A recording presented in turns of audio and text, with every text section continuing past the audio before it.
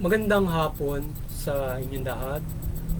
Ito po si Herbert Curia, author, promoter ng Bible Lights Promotions. The Critics Promotions. Ating konstruktibong kritisismo, opinyon, komentaryo at konsultasyon. Kakibat ang ating pananalig sa ating banal na Panginoon Diyos, banal na Panginoon Kristo at gabay ng kaliwan ng Galiban ng Santa Maria, higil sa issue ng support total ban o Pogo Hub to stop Pogo crime. So, ito yung ating tinunghayan topic ngayon hinggil sa issue ng Pogo Industries o ito yung mga offshore gaming, Philippine offshore gaming na ino-operate mostly ng mga Chinese at iba't ibang nasyon dito sa ating bansa. Yan yung mga pasugalan, mga casino, mga online gaming yan na sugal.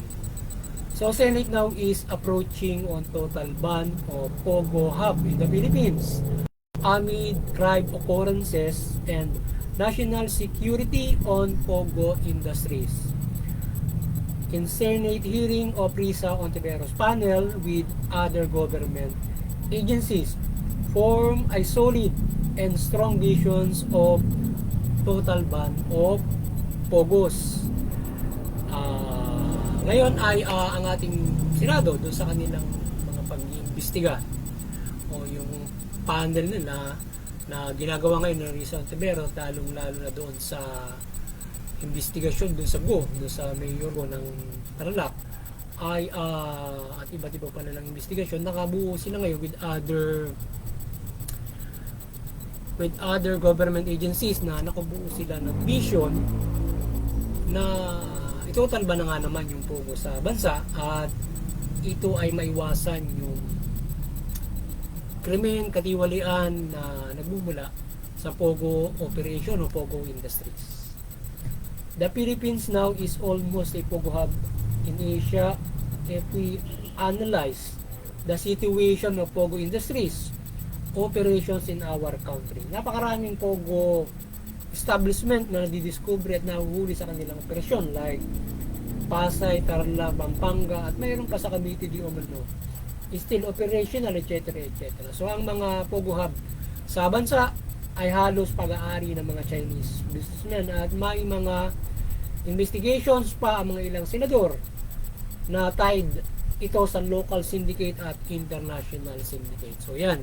So yung ating bansa almost kung susuriin mo parang Pogo hub industries na ng Asia sa dami ng Pogo na nag-ooperate sa ating bansa at ito ay parang ginawa ng legal sa ating bansa yung Pogo industries. So ngayon ay yung mga Pogo industry na yan. So according to PNP yung ating napanood sa television mga nasa 400 almost ang Pogo sa Pilipinas. Ang dami nun, di ba? So ngayon ay nasa 100 na lang yung operational. Yung iba ay na-close na nila dahil nga sa mga iba't ibang mga krimen na nag-uukol doon. So ilan na lamang yung mga nag-ooperate. So ngayon according to Senate panel mula kay Risa Ontiveros, kay Senator Gatchalian, nais nila ng total ban na yung ating Pogo, yung mga Pogo industry dahil nga sa instead na ito ay magbigay ng pondo o taxes na kinikita na kumita yung ating government for the taxes yung mga naubusong mga tao mula sa Pogo industries marami kagaya ng human trafficking, prostitution, yan, pagpapalala ng gambling na maaaring ito yung ma-access pa rin ng mga Pilipino yung mga gambling hub na yan na yung mga Pogo na yan. Kasi ang usapin dyan sa Pogo na yan, ang access sa kanila ibang bansa o pwedeng maka-access doon sa Pogo online o maaaring sila ay yung mga casino nila, mga foreign, yung maaaring magsugal doon. And yan ang mabigat dyan kung yan na-access ng mga Pilipino, di ba?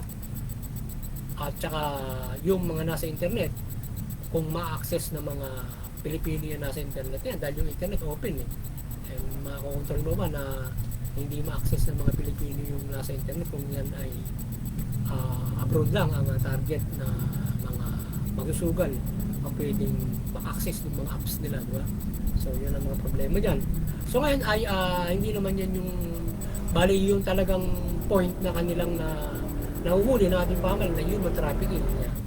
Mga torture, may mga kidnapping cases pa, which is ito ay hindi maganda to save some foreign nationals na nabibiktima ng kanilang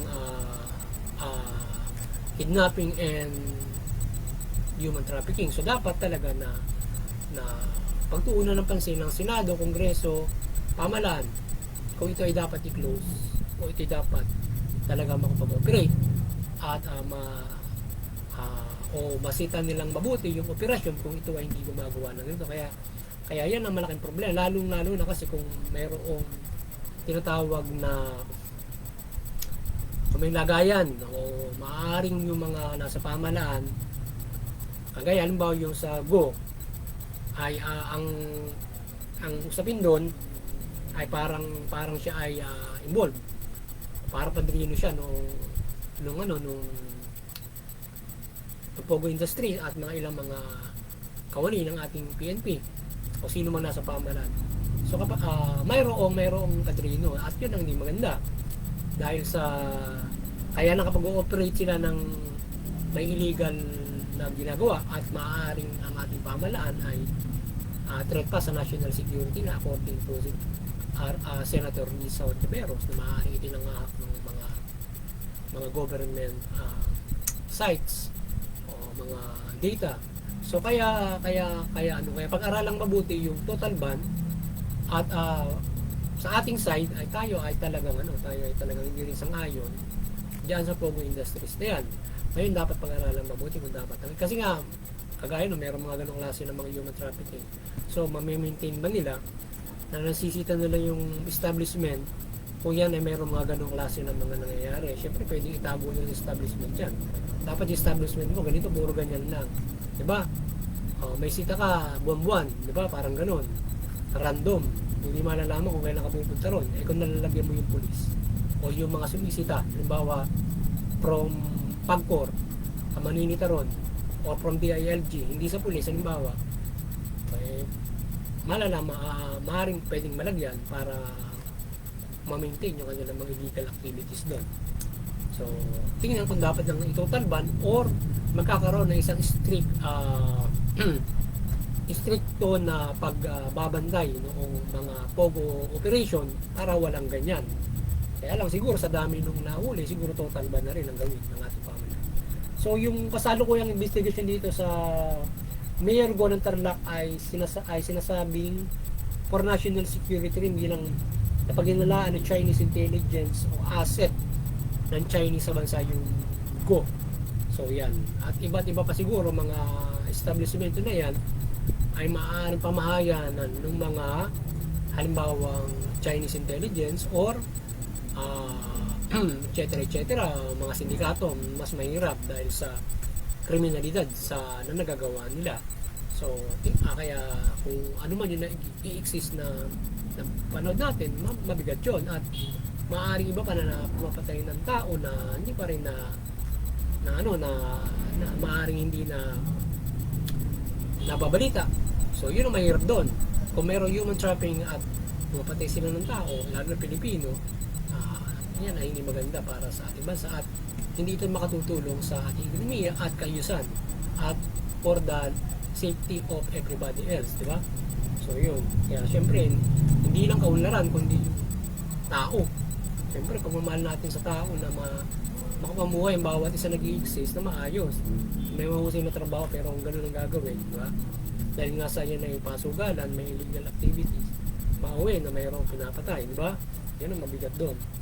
So ngayon, ang Critics Promotions at People's Anti-Crimes Promotion, yung ating anti-criminality promotion ay maring sumusuporta sa mabuting pamamahala, patas ng sikya at karapatang ng tao. Kasi issue ito ng panukalang total ban ng Pogo sa bansa ay ating sinusuportahan natin ito at inihikayat ang buong pamahalaan at ang ating Pangulong Marcos to totally support banning of Pogo in the Philippines. Yan. Doon sa alternative na ating sinabi na magkaroon ng strict check doon sa mga Pogo for maaaring makapag-operate, siguro maaaring tingnan, pero sa tingin ko total ban na maganda dahil kung talaga sila problema ng ating bansa dahil nga sa national security at mga krimen na nangyayari doon sa mga pogo at nagpapalaganap ng sugal, hindi naman sa ating bansa, sa buong mundo, dahil kumikita tayo bilang tax nila pero marami silang piniperwisyon tao doon sa sugal mula doon sa ibang bansa, di ba? Parang wala naman tayong konsensya, di ba? Alam naman natin na yung sugal ay hindi maganda. So sa ganyan, di ba? So mahirap kasi dapat nga nare-regulate yan, kagaya dun sa pwede magsugal, ano lang, ganito, di ba? May trabaho, ganun. Yung pupunta sa casino, kailangan mayaman, di ba? Halimbawa, pag magkakasino ka, kailangan na mayroong kang show money ng mga ganun, di ba? Mga 10,000, di ba? Para may ganun ka.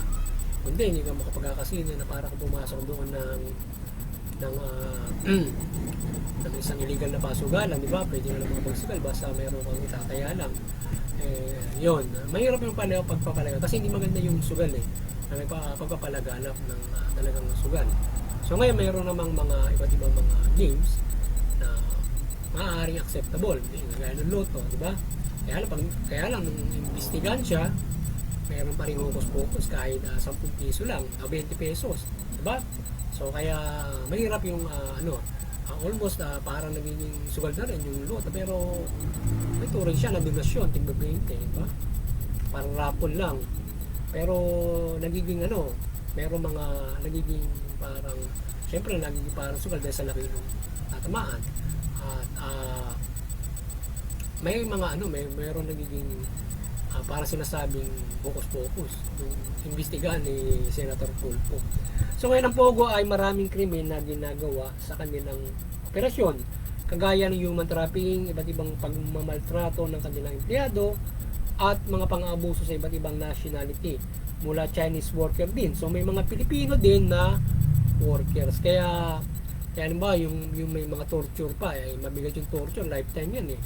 So kasi tinutorture nila, halimbawa hindi kumikita yung isang may parang yung ating Pilipino employee na doon sa galing Myanmar na sila ay pinapalo doon, tinutorture kapag hindi namimit yung requirement na kota-kota. Maring ganun din doon sa mga pogo-pogo rito sa atin, and vice versa, di ba? So yun, lalo na kung may Pilipino na kukulong doon para ganunin, yan ang mabigat doon. So kaya mahirap doon kung pinapas lang na sila roon yan. Kaya mahirap yan. So kawawa yung mga Chinese na mga foreign national. Ngayon ang isang mabigat dyan kung yung mga foreign national na yan na empleyado nila puro mga takas at mga kriminal doon sa mainland China, yan mabigat lalo doon. So ngayon ay kailangan dito ng organized team ng ating pamahalaan mula office ng ating Pangulong Marcos at Senate at iba't ibang offices at agency na totally ban ang suppress Pogo Hub. So yun, kagaya ng PACC doon sa ating pamahalaan na siyang actor dyan o ano pang ibang ayun siya na maaari mula sa ating Malacanang at iba't ibang opisina at kayo din ng Senate, totally parang pagtutulungan na nila na mabandayan at masuppress yung ibang mga existing. At kung totally ban na yan, syempre asalain nila yung bawat mga bayan kung meron pa talaga nag-ooperate yan at masuppress sila. Yan. Isipin mo, napakalaking napakalaking industriya niyan. Ngayon yung mga wedding nga lang, hindi nga nasusupil. Yun pa, di ba?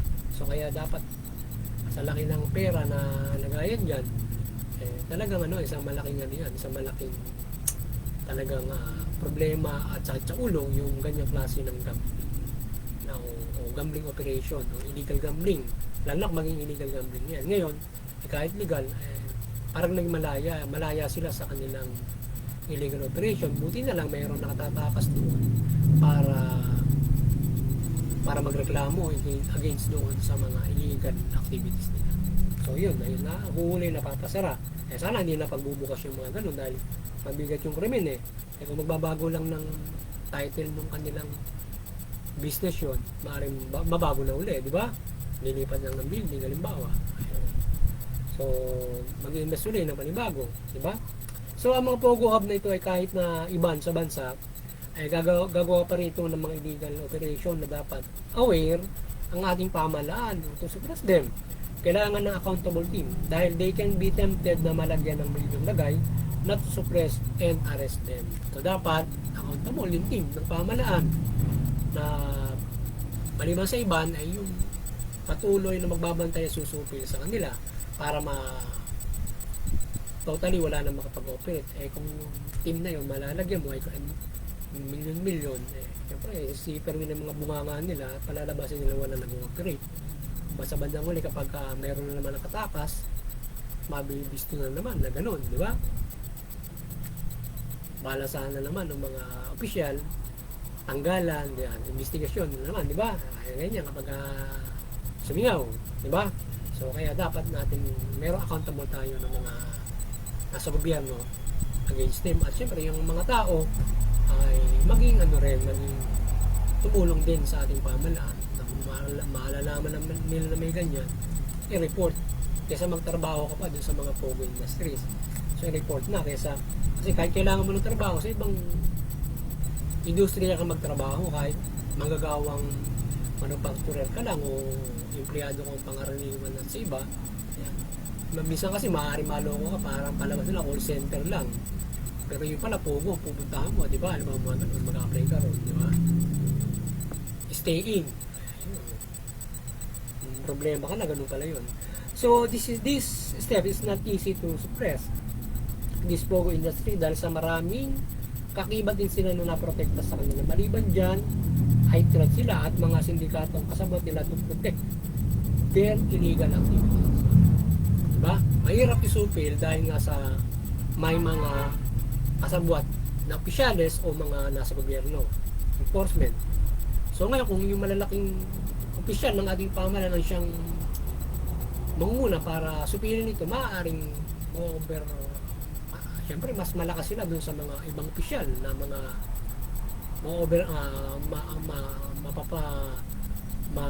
matatalo ng kanilang posisyon para masupil sila, di ba? At kailangan yun. So kailangan na yung matataas na opisyal hindi sila sangkot dyan para masupil yan, ha? Mula sa ating Pangulo hanggang sa iba't ibang sangay ng pamahalaan para totally iba na nga sila or magkaroon tayo ng strict check doon sa implementation yan para may iwasan yung mga ganun. Pero siguro tanggalan na, stop na talaga sila. At bantayin mabuti lang din na sila.